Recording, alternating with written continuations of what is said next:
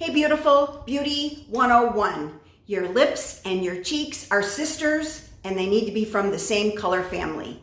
Cool pinks, warm terracottas, soft berries, that type of thing. It's not matchy-matchy, it's harmony. So I have 3 expert techniques for you today. And I'm gonna start with the first one, and that is the monochromatic look. And this one comes right from my own mama.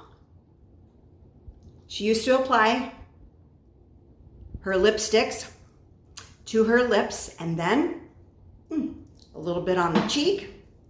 Just kind of press that in for a monochromatic look.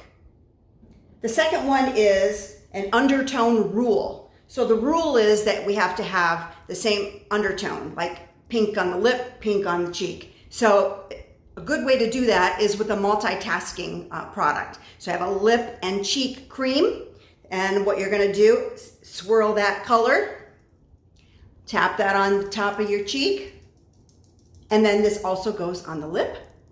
And as a bonus, you can use it on your eyelid. That is the undertone rule. Makes it really easy to do that with the glow cream.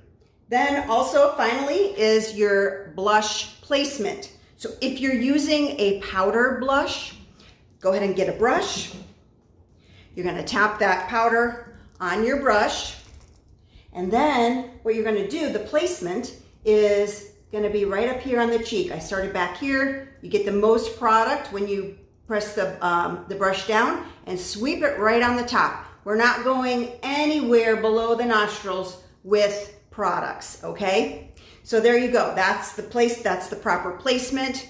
I have all of the details in the box below. I have a discount code for you for the products. Also, if you don't know what your color code is, there is a free quiz in the box below. Please like this video if it was helpful and subscribe to the channel.